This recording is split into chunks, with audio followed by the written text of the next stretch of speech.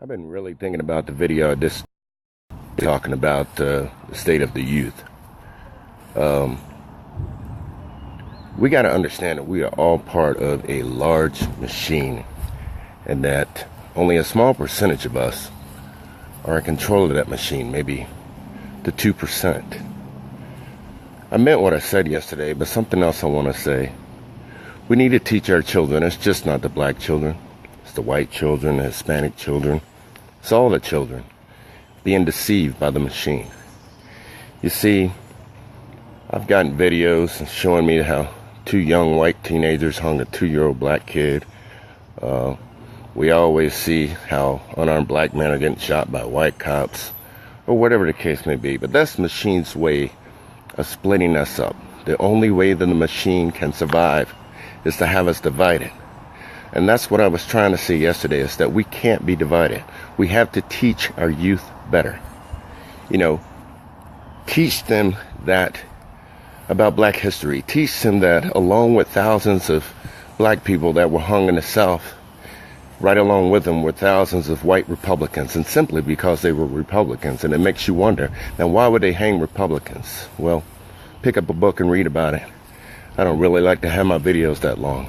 We have to teach them and show them videos of Dr. Martin Luther King marching on Selma and seeing that all races and cultures and religions marched right along with him. Show them the pictures of him standing in front of the Lincoln Memorial giving his famous speech. But don't focus on him.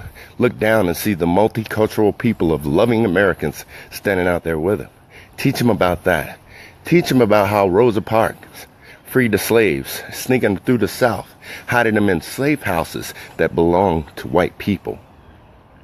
And the reason I say this just explains to everybody this: if you can't get the message that it takes everybody to succeed, because the machine does not want you to succeed.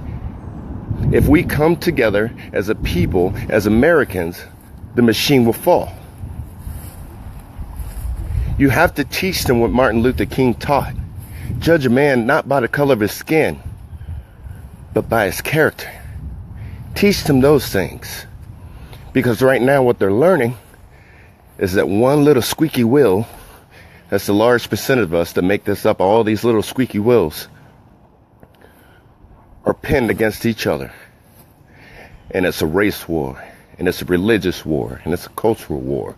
No, it's an economic war. It's a control war. You see, I hear all these Antifa people talking about a revolution. You are not ready for a revolution. See, if you cannot hunt, fish, grow your own food, or know self-defense and survive, you're not ready for a revolution, my man.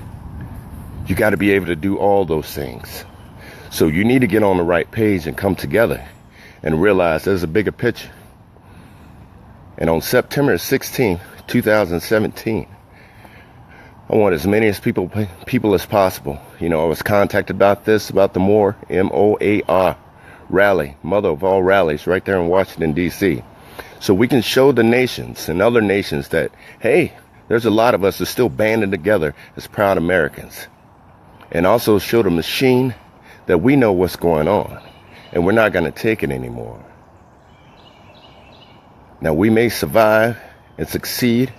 At our age, I turned 49. But if you don't teach your children, they'll get back into control. Deion Alexander, American First.